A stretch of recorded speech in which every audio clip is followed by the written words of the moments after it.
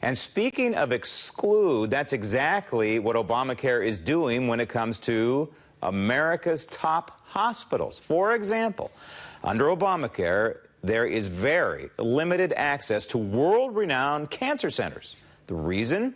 Insurance companies are trying to limit costs, which have exploded under Obamacare. Thus, in the end, patients lose out. This as the Obamacare horror stories continue, including business people out of North Carolina. There is no debate as to the confusion this new law has created, not to mention implementation. That said, we as businesses cannot operate on unknowns. We cannot plan or budget on what we do not know or do not understand. And as we work to understand the law, we now see the confusion of those who are charged with this implementation. The chaos of pricing, policy cancellations, and quality has caused instability. As business professionals, instability and chaos are our enemies. We seek real numbers that we can anticipate. A sweeping policy change like health care reform should have been better planned and implemented. The lives that are impacted by the instability of the new law are not statistics. They are the lives of real people. Meantime, in California, the state was once an Obamacare stronghold. Not anymore. There are reports that 7 out of 10 doctors are jumping from the Obamacare ship. They refuse to participate, boycotting. But that's not all. Obamacare discriminates. How? Joining me now, private medicine advocate and Obamacare expert Patricia Newman. Hi. Patty, hi.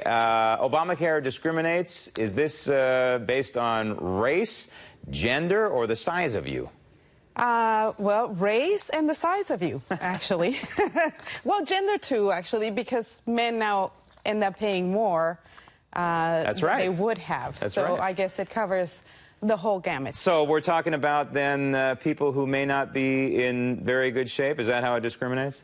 Yeah, what happens is part of Obamacare allows employers to charge their employees. When a company offers a wellness program, meaning they offer either a membership to a gym or a smoking cessation program or just an overall, competitive kind of stay in shape, eat well, that kind of thing. When they offer that, they are now going to be allowed to charge those participants, those employees that do not meet wellness goals, to charge them more for their part of the premium payment.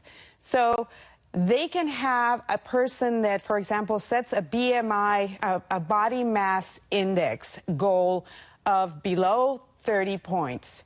If they don't meet it, they can end up paying anywhere from 30% to 50% more in contribution to their premium. So here it is. It's the warfare. It's pitting American against American. It's pitting employer against employee, possibly. Here it is once again, right? Exactly. And this is I think Obama's one of the main things is that you see through his policies is to create the social engineering.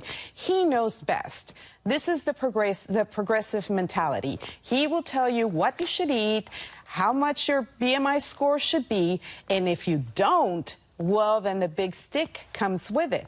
He always manages, however, to be able to blame somebody else. Right. So then in this case, employees are going to end up blaming their employers for having them participate. And it's a slippery slope because other parts of Obamacare say you cannot discriminate against different members for the same policy. Right. So how do you're speaking out of both sides of their mouth. And you better get rid of those Twinkies in the workplace there, because that's that's contributing to their obesity too. I mean, this whole thing is just it's a control freak's dream. But this kind of goes to the whole death panel thing. I know this is a little bit off topic, but it just proves the point that indeed government is in control of virtually every aspect of this. And if you don't believe that some bean counter up there who's looking at a 9-year-old guy who maybe needs a new valve or something like that, or a new hip, isn't going to say, hey, I'm sorry, you're too old. Right. You're crazy. It's going to happen. Well, let me tell you something that most people don't know. And I couldn't put my finger on it before, but for about a decade, the government has been collecting your BMI data, mostly on seniors, by the way. They started a program almost a decade ago called PQRI. Now it's called PQRS. They always change the names of these programs. And they started collecting BMI data on their members, meaning how fat they were. And I always thought that was kind of weird. Why do they want to know this data? Suddenly, the private insurers started asking for the same information. The problem I see with this is now I realize what they wanted that data for. They have been making a case to themselves that this number is important and it raises the cost of health care. And yes, it does. You know, the thing is, we want to start at home with self-governance. We don't want the big government to tell us how much we should eat. We need to do that ourselves. Right, but if you're obese, you know, you're going to be a higher risk. And let's face it, the government is going to have to penalize you for that. But I got to switch gears here real quick. Sure. California, which is the most populous state, and some people think it's the bellwether state in this country for as the nation goes. Right.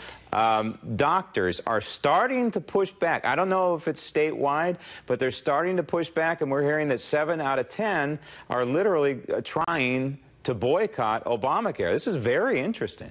This has been happening. It's not lately, by the way. Yeah. Most of us that are in the industry started receiving contracts from Obamacare insurers back in January of 2013, which is a rarity. You normally get a contract about 90 days before you're going to start the new year. Well, I think they were feeling the waters. And those contracts did not show what the reimbursement rates were going to be. So now that the contracts came out in October, we all received a second set of contracts. These contracts showed that they were going to pay Medi-Cal rates to providers. So, of course, providers said, no, thank you very much. I can't run my practice on a $24 per visit when you're expecting me to do all these things and spend 25 minutes with a patient asking and covering all kinds of services. So I am happy to hear that there's 70% of non-participants in California. They're selling Californians a lie, a big lie. The directories of providers, they are fake. They're taking doctors that participate in a regular PPO program and putting their names on their Obamacare as if they are participating. And I can tell you from most of our colleagues, they are not participating, and these people are not going to have a doctor to see. It's a scary situation, because when you consider all these Californians that are coming into the system are only going to have a pool of these 30% of the doctors who are saying, okay, it's going to be a mess. It's going to be it already is a disaster, but we know that. We've been saying that for months now. Patty, thanks. Thank you so much. Coming up next, pushing back against the war on Christmas as the Daily Ledger continues. I enjoy